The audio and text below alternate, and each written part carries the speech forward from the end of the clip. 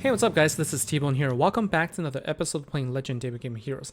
In this episode, I wanted to cover the idle deck, specifically the proper activation order, as well as how to use it against Overkill, Ultrakill bosses, and also how to use it in a guild versus guild fight.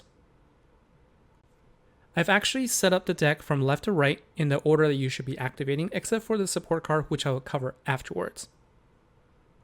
The first card that you'll want to activate is always going to be the ultra rare card, and she's going to give you immunity as well as the dancing stats if you get hit while immune.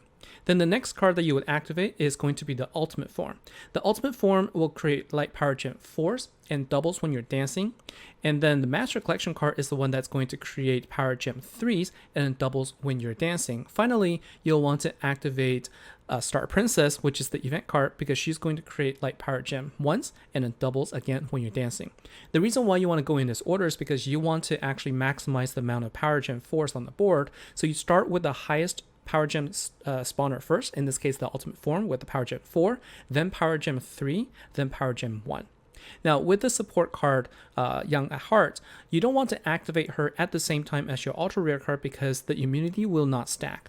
She also has the same skill in that you can be immune, and also it turns on the commander skill points, but only if you have above 200 command skill points. So you want to wait until you have at least 200 commander points before you activate her. So usually you'll want to activate her after everything else, but then you also want to make sure that you do not activate the support card and the ultra rare card at the same time, and you'll actually see her in action in a guild versus guild fight later. So I'm going to start by talking about the team that I use to take down the Overkill and Ultrakill bosses. I use 2 Master Collection cards, but you'll notice I'm only using 2 relics.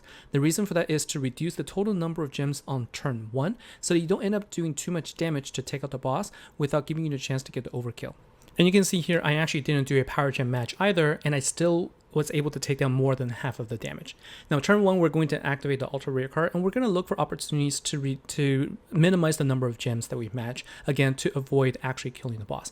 Now on turn 2 all we have to do is simply activate from left to right, and you can see I've activated the ultra rare ultimate form first all the way down until I activate the event card, and at this point just simply match the gems and you'll be able to take down the boss easily with the overkill bonus there.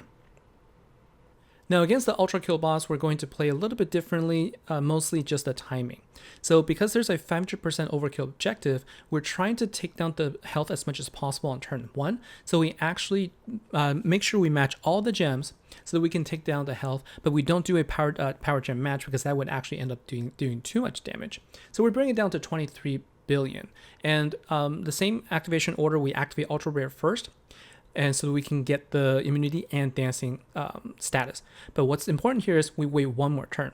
Now when we wait one more turn, it's going to be turn 3, and all of the passive abilities where they spawn gems will be activated. Keep in mind, because the dancing status is active, the passive gems created are all going to be doubled by all of these cards, and then when we activate the battle skills, again we have double number of power gems so that we can increase the total number of power gem 4s on the board when we get close to a full board power gem 4s. This is the maximum damage we can deal, and with this we actually came so close to the 500% overkill. In fact, we were just short by about 30 billion damage. Now I'm going to talk about how to use this deck in a guild versus guild fight. You can see here I do have a support card in there, and it's because having 2 immunity cards is important and I would say vital for this setup. And because I only have 1 ultra rare card, I put in a support card, but that is actually sufficient to take down all of the bosses. Now on wave 1, this is actually a relatively easy step because of the passive abilities of the cards and also because of the relics. You could actually just do a power gen swap on turn 1 immediately, and that is going to deal enough damage to take out the boss right away. So in a sense, you're jumping straight to wave 2 here. Now on wave 2, we're going to start by activating the ultra rare card. This card is going to give us immunity, and it's going to also cleanse any debuffs placed on us. So you can see here, 1, we don't want to kill the boss because we do want to get hit, and then second, you see that we cleanse the power gem silence immediately. Now we're going to go ahead and activate one of the master collection cards so that we can generate just enough power gems to take down the boss. Now this was a little bit close just because of the placement of the gems, but we still had enough firepower to be able to deal enough damage. Now you can see on wave 3, because enough turns have actually gone through, we have our passive abilities have spawned our power gems, and we can simply just match power gems again to take out the wave 3. So that's how the turn counter works, and we're going to take advantage of that again later, as you can see. So what we're going to do here is on the wave 4, we have a decision to make. I didn't feel like I had quite enough power gems there using just one Master Collection card, so I used my ultimate form as well to make sure that we have enough power gems spawned to take out wave 4. Now on wave 5, we have now enough commander skills. You can see here we have 225, so we have just enough now for this to give us both the dancing status, and it also is the last turn before our passive abilities are available again. And so you can see here our passive abilities actually activate, and we go ahead and activate this ultra rare card as well, just to give us that additional insurance for the next turn. But with this, we actually can deal enough damage just based on that alone. And with this, we took out all 5 waves easily using this deck. And that's all for today's episode. Thanks a lot for watching. Hopefully this has been helpful for you. And if you have any questions, feel free to message me on the network app or comment below, and I'll try my best to answer you as well.